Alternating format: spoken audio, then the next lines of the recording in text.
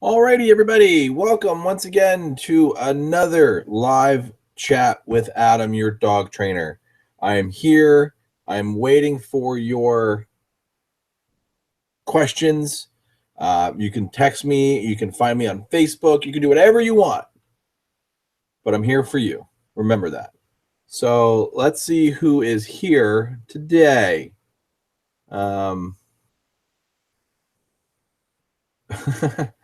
You're on the wrong thing. So anyway, I had a pretty good week. Hey, hello. Had a pretty good week this week. If you notice, I am wearing my glasses today. I kind of got almost chomped by a dog this morning in class, so I had the scar right here. And so I couldn't wear my contacts, which I normally would wear, to see the chat. So I'm sorry, guys. You have a bad glare from the lighting. So I do apologize. But anyway, today we're going to go through some stuff. I'm going to do my shout outs of the week, which I have a good one today. I'm going to talk to you about one of the new Halti products, which they just came out with a new OptiFit. I don't know if you could see that. But that's by Halti, and it's pretty cool looking. And then I'm also going to talk about one of my favorite chew toys, which is a Himalayan bone. I don't know if you guys have ever heard of these.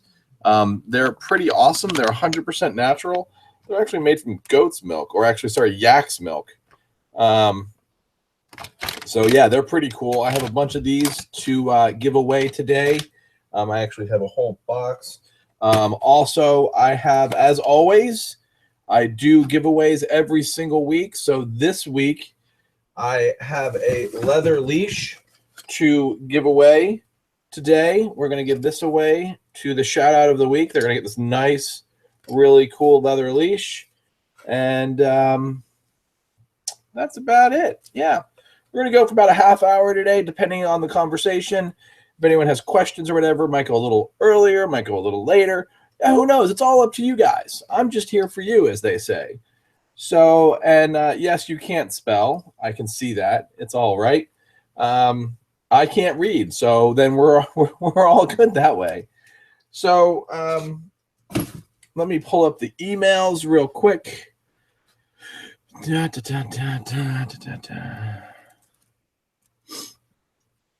I can never spell anyway, so don't worry about that. Let me know if you guys can hear me okay, and if you can see me okay. And I did upgrade my mic this week, so let me know if it sounds good. I don't know, whatever. And the cats are actually, Mr. Pickles is running crazy today. Floyd has been pretty quiet so far. Let's cross our fingers. One of these days, I'm actually going to close the room off, and I'll take Floyd out, and I'll show you the tricks I taught him. But I'm not going to do that until I get to the point of talking about clicker training, because I've actually clicker trained him to color mark and peck a square, which is pretty cool. So bit of a glare, but still good. So my glasses are really that bad? Are they really? Oh, I guess, yeah, that sucks. Oh, okay. You know what? We'll go without the glasses. We'll see how that goes. Okay, so email of the week. I want to give a shout out to one of my friends up in Canada. This trainer, she's actually a dog trainer that runs her own facility based out of Toronto, Canada. Her name is Samantha. I'm going to kill this name, as you all know. I suck at names. Samantha Goulash-ish. Maybe. Sure. We'll go with Samantha G. It's a really long last name. And she says, hey, Adam, I want to thank you for the help you gave me in my clicker class last week. You joined us on a live chat. We did a Google Hangout with you, and you were really awesome and took time to explain how classic conditioning and operant conditioning and the differences, and really made it seem simple for us to learn, just like I was in kindergarten again. You really inspired me to do a great job with my students and to take a step backwards sometimes and learn and educate myself before trying to educate my students. Okay. At the end of the day, you are a inspiration to trainers from all over the country and all over the world. Thank you so much for your time and efforts. I know you don't have a large following yet, but I know in the near future you will. Good luck. Thank you. Well, thank you. Thank you. So I'm going to send you a leather leash for your shout out of the week. Samantha. Yes. You'll get this nice handmade leather leash. Love these. They're pretty neat. They're pretty good. I spent some good money on these. So I'm going to send that to you. I do have your email address. I have not gotten your mailing address yet. So I don't know if you're watching. I don't know, because I know most of the people that are watching. So I will email you probably tomorrow and get that to you as soon as I can, and get your mailing address, and I will mail that out. So yeah, pretty cool stuff. And Sam seems like she's a good girl. She just started her own program that she's doing up there, and doing a really good job trying to follow in suit. And I guess in Canada, they have some issues with positive training, and she's trying to do it the right way, like I do and a bunch of us do, and really getting a lot of feedback from people that use shot collars and prong collars and chokers. And you guys know my feelings on that. I did that video last week about my thoughts about prong collars or shot collars. So I'm trying to help her get her stuff going by just giving advice, nothing more, nothing less, just, me being myself. So I'm going to have a nice Yingling on you, because that's what we do on Sunday afternoons when we get home from work and I'm off the next 2 days. Have a beer. So that being said, let's go ahead and let's talk about this Hilti. Did I really just say Hilti? This Halti head halter. These are a brand new design, which is pretty cool. I'm actually going to try to change the camera angle here so you can see. Let's go like this, and let's go like this, and go like that. Okay, so you can see the front on from here. So Halti, which if you don't know about these, they're pretty similar to the Gentle Leader. They also pretty much make one of my favorite leashes, which is the Halti training leash, which has two clips on, like two of these clips on two ends and a bunch of crown rings on it. It's called a training lead, or a 3-ring lead, or so many different names for them these days. But so the one issue with all Gentle Leaders or Halti training leads or training devices that go on the nose is, one, you can't put them on any dogs with short snouts. So that takes a lot of those kind of bulldogs out. So it takes, obviously bulldogs, they don't have a nose, but it takes pit bulls, it takes Rottweilers, it takes a lot of those bigger breeds, and then shocking enough, it actually takes most of the smaller breeds out too. So they came up with a way to be able to put this on a smaller breed dog, and we don't sell these in our stores yet, but I know they're going to come soon. So what it is if I wish I had a dog here, but I don't. Floyd, you want to volunteer? So we're going to say that's a dog. All right, we're going to put his ears up here.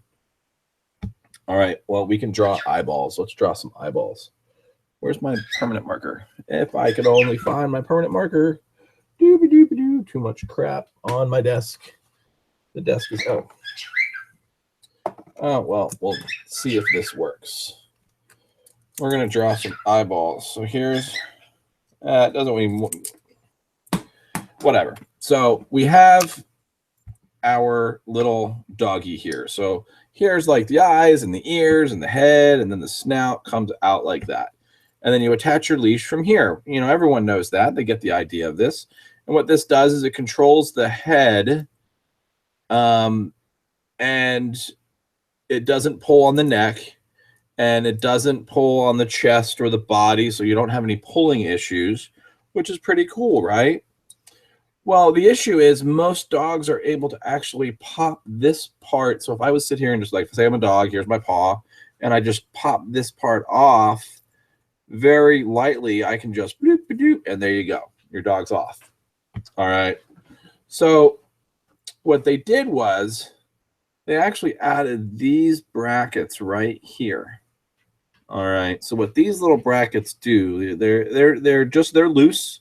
They slide up and down, right? So you can adjust this as needed, just like you can do all the others. And I like their adjuster thing, by the way. It's actually pretty good. It's better than a lot of other ones. The other ones kind of hurt my hands. This one's pretty flat, flush. So you see, you can get it in there. And now a dog really can't pull it any further than that. It won't go. So it's actually stuck on my hand.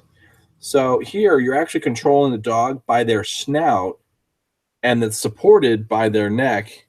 So there's really no issue. And they did a good job because they added this soft feel to the front here, which is really nice. And then you just attach the leash to here. That's what that is. And then they're good to go. That's pretty legit if you ask me. And now the thing with a lot of these is I can't even get this damn thing off. The thing with a lot of these is they're not meant for they're not meant as the beginning parts of a dog that pulls. All right. All of these head halters have to be the end result after your dog learns not to pull.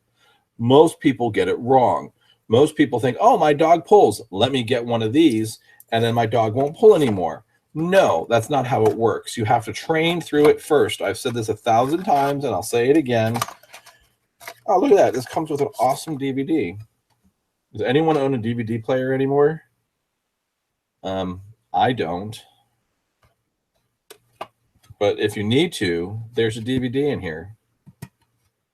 Guaranteed to stop pulling. Okay, but I don't have a DVD player. I can't play this. It'd be better if they did it on a, if they did a scan, one of those scan things that I can scan my phone, and that sends me to a link. That'd be better.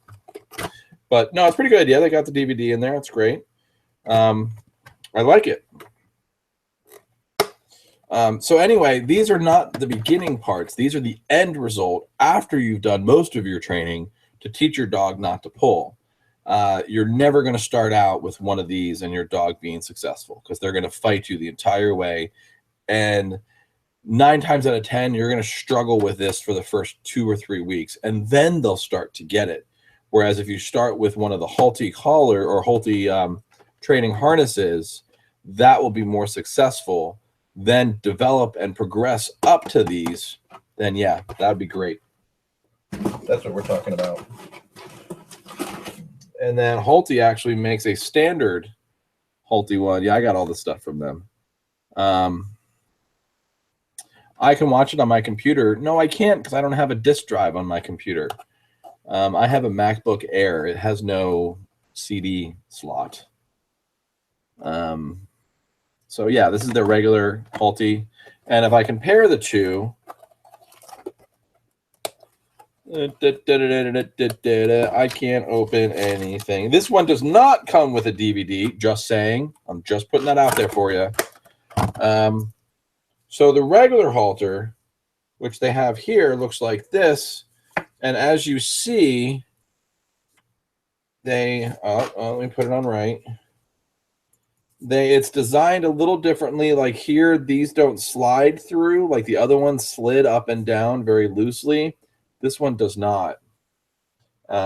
This one has a different bottom right here, which is pretty cool.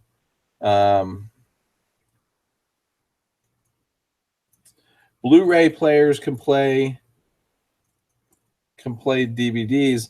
That'd be great, but I don't have a Blu-ray player. I think I know who that is. If that's Stitch 1, I think I know who that is. Give me thumbs up if we were supposed to do something last Monday. I think I know who you are. So anyway, these sit. They actually have the nose thing too, and this is just the standard Halti. These work great for larger dogs, but the smaller breeds, I would go with the other one. Definitely. And I'm going to give these away at some point after I do my full review on them. I'm actually just going to do a review on the new one. Everyone's seen the old versions before. And you know what time it is? It's beer 30. Mine had no adjusters at all. Which one did you had a Gentle Leader then, which was made by PetSafe. That's pretty good. Man, I can't. This stupid little baby black Kong keeps getting in my way. I don't know what to do with it. Let's put it up here. I still have this thing. That's what we reviewed last week. Was I supposed to give this to you, by the way? You know who you are. I don't remember. But, okay, so let's talk about the Himalayan bones.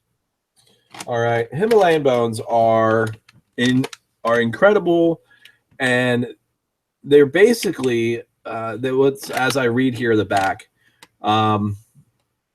Himalayan dog chews come from an ancient recipe of people up in the Himalayan and Nepal mountains.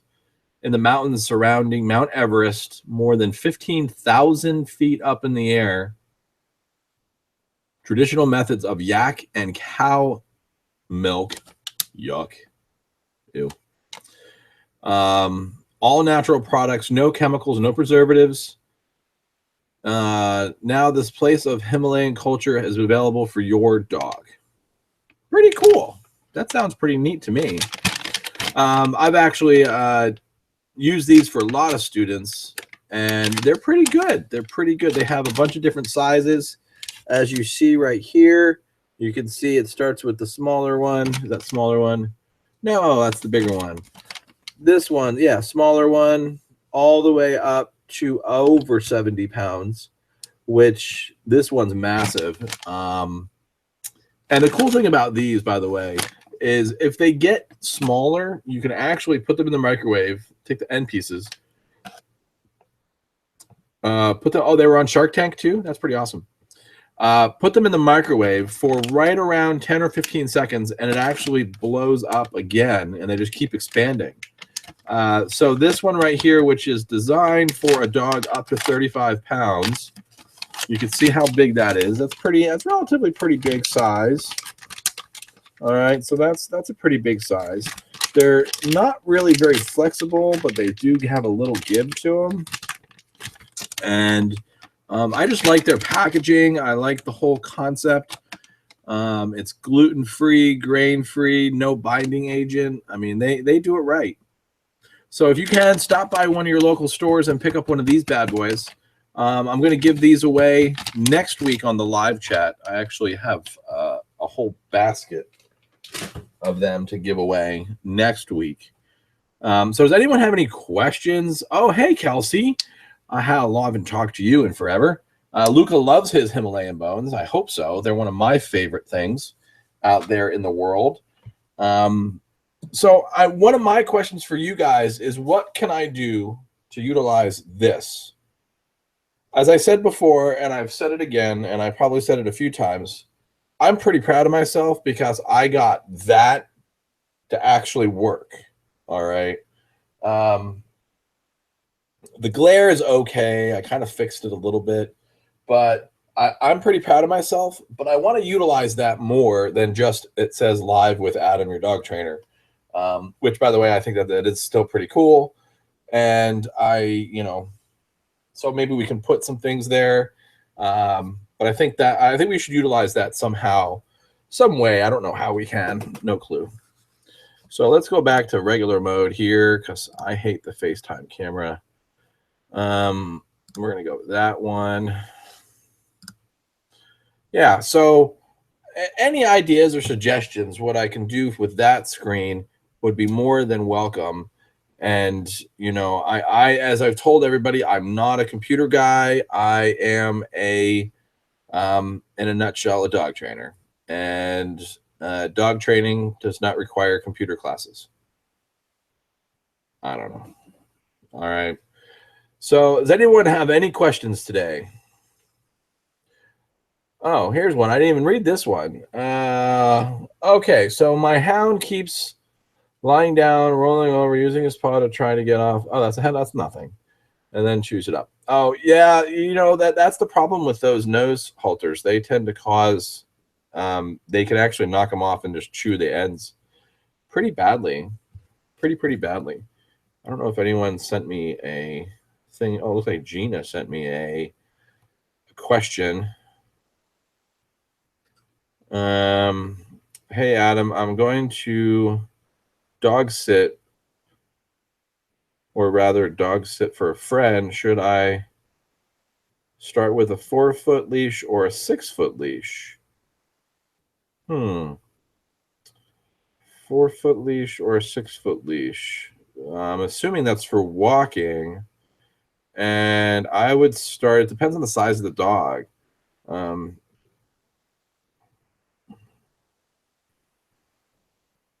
Of the dog. So we'll see what Gina says back. She's not watching. She just so happens to do this. Use a remote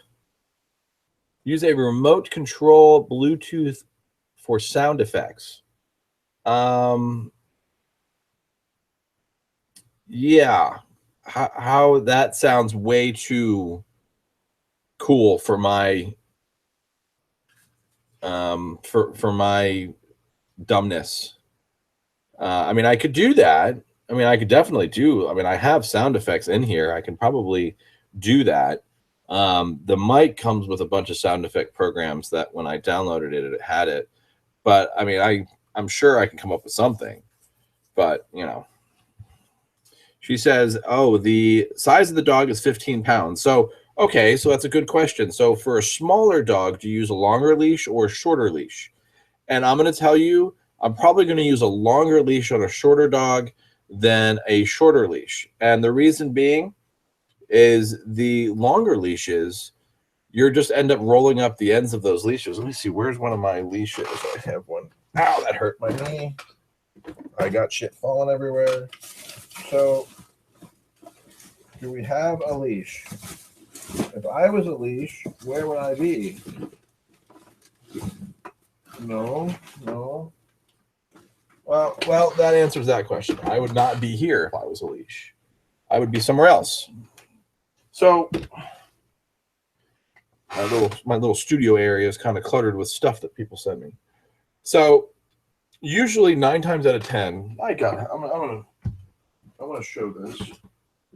Okay, hold tight. 2 seconds. 2 seconds.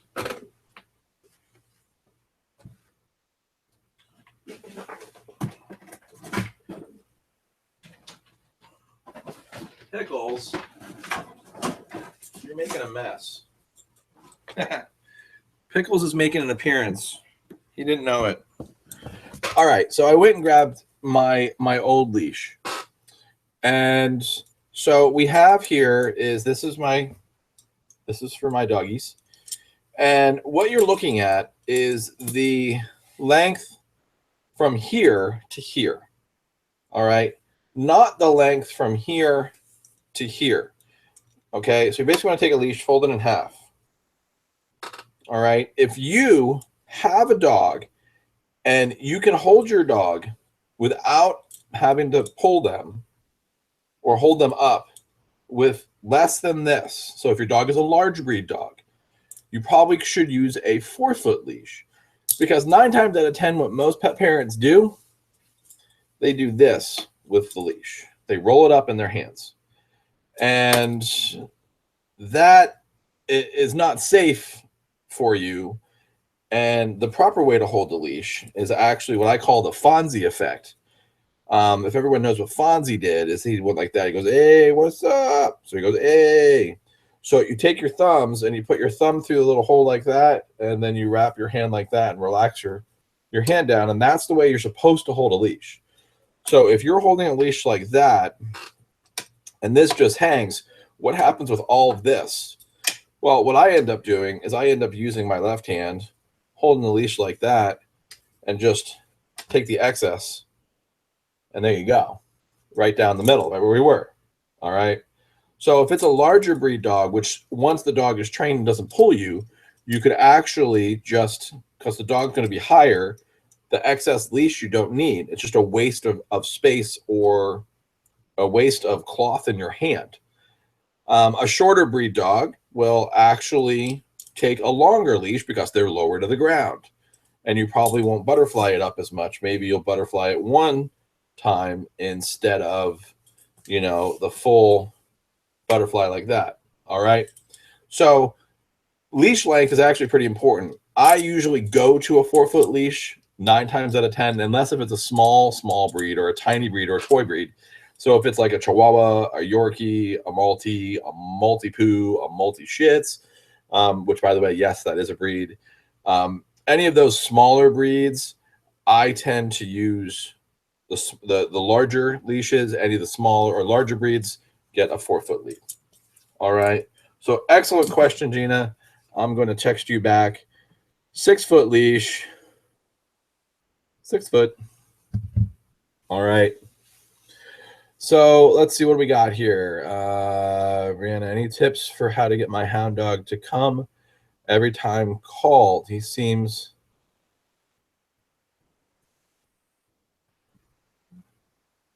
So, okay.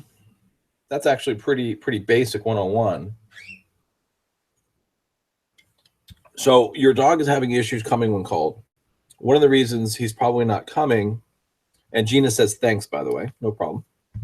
One of the reasons he's probably not coming right away is A, you've probably overstimulated him.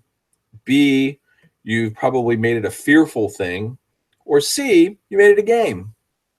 And so one thing that you have to do is whenever he comes to you, just be calm and say yes and give him one treat. Okay? And then throw a ball or whatever. And then when he comes to you again, say yes, one treat. Do that over and over and over again. Your dog will eventually learn to come when called. That's a very simple, basic way of doing come when called. There's a much more advanced ways of doing it. Some people like to use a clicker. Some people like to get all fancy schmancy. Well, you know what? I just want the dog to come when I call his name. And I'm not looking for anything more or anything less, just come when called. Some people are going to say, you know, the term is actually not come when called. It's called a recall. So that's what you might, if you want to look up some other techniques, you can go with that. How do I recall my dog? And that, I mean, that's more than fine. I tend to keep it very basic, very simple, and they tend to work. You don't need to get all fancy schmancy on there. So try that for a couple of days and let me know in the Facebook group, which, you know, we have Adam, your dog trainer on YouTube, which is on Facebook. You can go into that group and you can go ahead and follow what we're doing on a daily basis here. All right. So it looks like we're going right about a half hour. So I'm going to let you guys go. Once again, thank you so much for watching. And for those of you in the chat, I appreciate you as always. Love all of you. Kelsey, it was good to hear from you. I haven't heard from you in forever. And I miss my Luca. I bet he's getting big. And I don't know anything about a remote sound effect using Bluetooth. That's kind of scary. And I will talk to you guys all next week. Once again, for Adam, your dog trainer, for live chat number 5. We're going to do these every Sunday at 8 o'clock Eastern Standard Time. And, you know, if you want to, you can subscribe to the channel and you can get notifications for every single time we do go live, or any other vlogs that I download, or any training tips that you might see. Or if you have a question or a comment and you want to add it, go ahead, add it in the chat below or in the comments below. Let me know what you think.